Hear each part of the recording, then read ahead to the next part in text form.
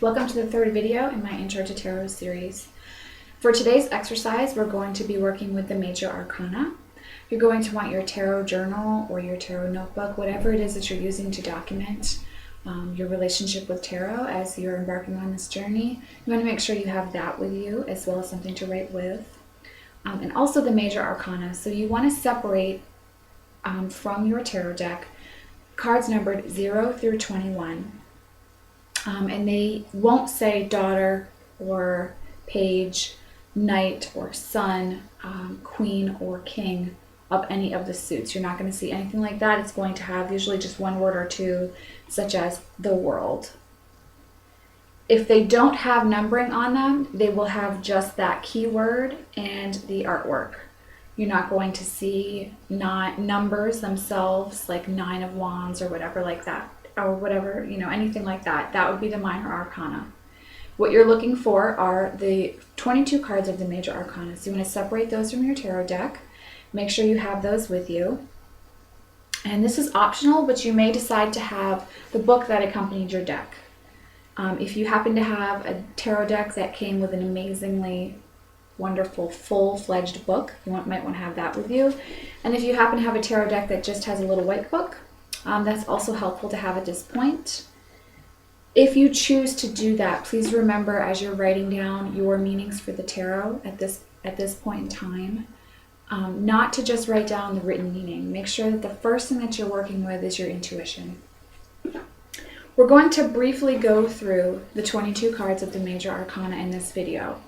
We're not going to spend a lot of time on each of the cards, and we're not going to get too drawn into exact meanings because meanings are subjective and there is no one and only meaning for each card. You're going to have your own meanings and they're going to be different than mine. So we're not going to get too caught up in exact meanings, but we will go over the cards that you can familiarize yourself with the archetypes that they're representing and the spaces in each person's journey that they represent. The deck that I'm going to be using for this video is the deck that I work with the most, and it is the Tarot of the Vampires deck. And the book that accompanies it is Phantasmagoria. This is an amazing deck and I highly recommend it, especially if you're drawn to the artwork that you're going to see me show you in the Major Arcana for this video. And this deck is a wonderful deck to have. Some of the symbolism is quite similar to the Rider-Waite-Smith system, but this deck is very unique in that it doesn't follow that exact formula, and it ties in a lot with Kabbalah and astrology. It uses all those different things. So the artwork is going to be different than a lot of the Rider-Waite-Smith knockoff decks or Rider-Waite-Smith decks. Let's get started with the first card in the Major Arcana. And the first card is the Fool. So you can write down in your journal at this point in time, the Fool, and write down 1 or 2 key words that come to mind as you're looking at this picture. So don't open up your book and look at the meaning right now. Just take a look at the card itself and write down what you're feeling, what comes to mind as you're looking at this card. So the Fool is the beginning of the circular journey of the tarot. And a lot of times when the Fool appears, his message to us or her message to us is about new beginnings and faith. Also about being naive enough to follow your heart and set out on a path that is not guaranteed to end well for you. That might make you the object of derision by the people in your life, and yet it is an essential journey that you have to start out on. So a lot of times that's what the Fool is talking about. This is the first card in the Major Arcana, usually numbered 0. The second card in the Major Arcana is the Magician. So go ahead in your journal, and you're going to do this for each card, so you can go ahead and do that now. Write down the Magician and write down the words that come to mind for you. When I look at the Magician, the words that come to mind for me are action and creativity. This is the next step on the journey. So you've started out on your journey and now you've come to this space where you are realizing that you have certain tools at your disposal. And in most decks, the tools are represented by the elements. As you can see in this deck, we have the scepters or wands in the Magician's hand. We have skulls or pentacles represented. We have grail or cups, and we also have the knife the athame represented, which would be swords in traditional tarot decks. But you're realizing that you have skills and that action is required on your part to create what you want to create in your life. The third card in the Major Arcana is the High Priestess, or in this deck, just the Priestess. So go ahead and write down what comes to mind for you as you look at the Priestess. She is all about intuition. And whenever I see her, I'm always thinking that she is the keeper of the sacred secrets. She's holding the ancient knowledge. And we've come to her, and we're experiencing her at this part in our journey to realize that there is a space where we have to go within to find the answers. She also has a lot to do about being quiet and still and listening and finding patience. So that's the Priestess. The next card in the Major Arcana is the Empress. So go ahead and write down a few key words that come to mind as you look at the Empress in your tarot deck. When I look at the Empress in this deck and in every tarot deck, I always think of the goddess Venus. She's all about fertility, abundant growth, sensuality, and sexuality, and she's all about that feminine state of being a goddess. So that's what the Empress means to me. And this space of the circular journey in the tarot, it's all about exploring those feelings and about being pregnant with what it is that we wanted to create with the magician. And now it's about to become reality. We've sown the seed. The next card in the tarot deck, card number 4, is the Emperor. Well, he's actually card number 5, but we're going with 0, so in tarot he is number 4.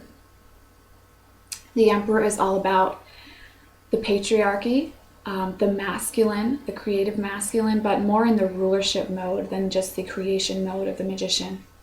He is holding court, he's making decisions, he's taking charge of his life and the life of those around him, and that is really what he is talking about taking control, being in charge, making decisions, and making the right decisions.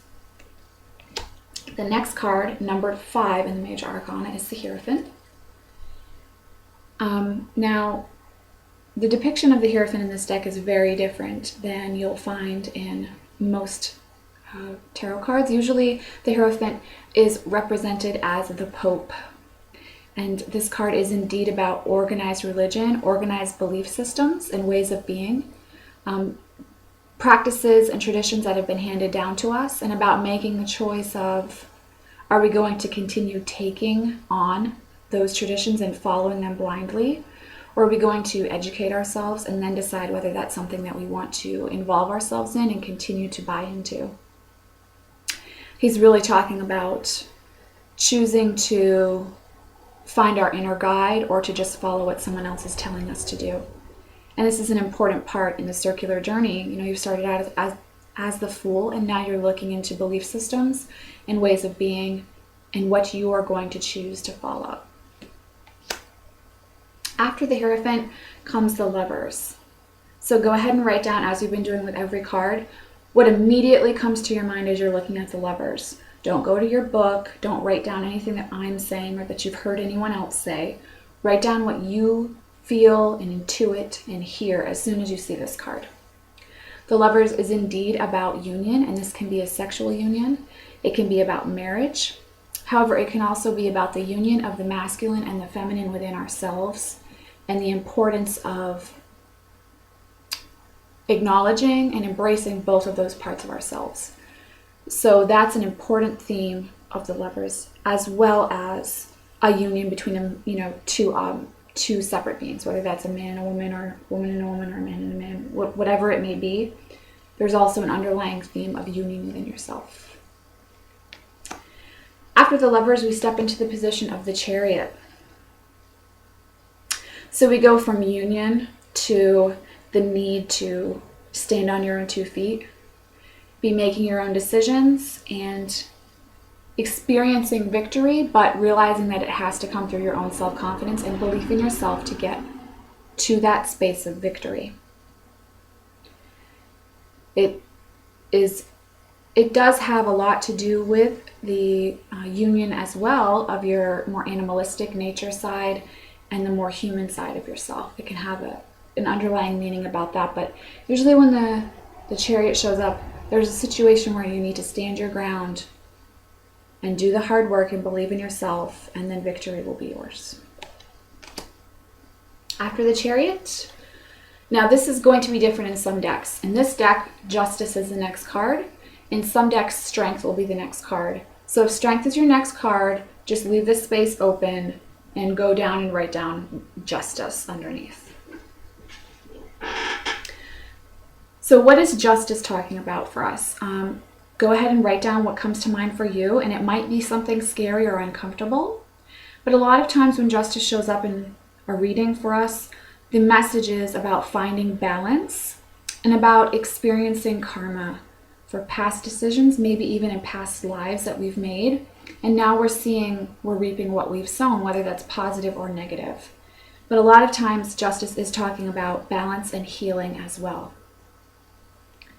So from that state of willpower, we're now experiencing reaping what we've sown in balance.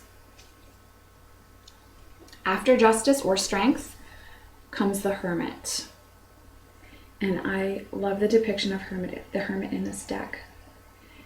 And this is a very important card, because the message in the Hermit is giving us is usually about going within for the answers. It's usually talking about a time of withdrawal from all that's going on around us, so that we can get quiet and still enough to listen to the messages within and to find our own psychopomp or soul guide within.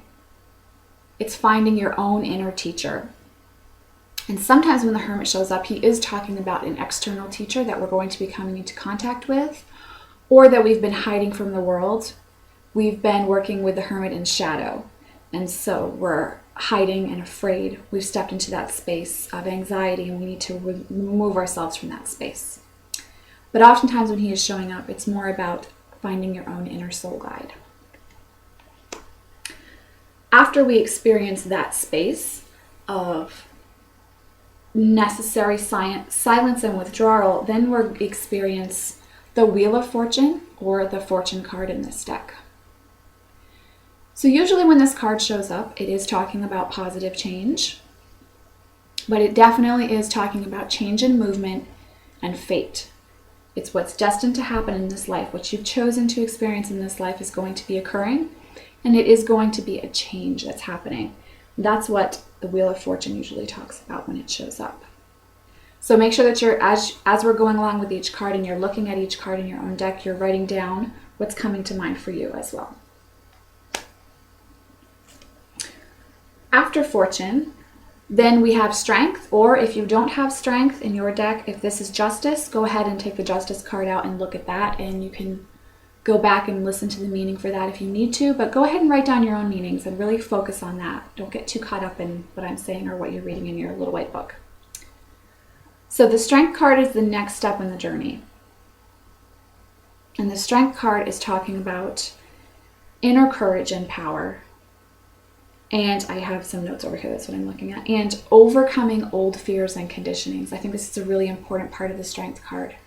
This is when you're stepping out on your own and you're finding the courage to make the tough decisions and to follow your own path. Again, you started out on your own path, and now perhaps you've gotten off a little bit, and it's time to realign with that path.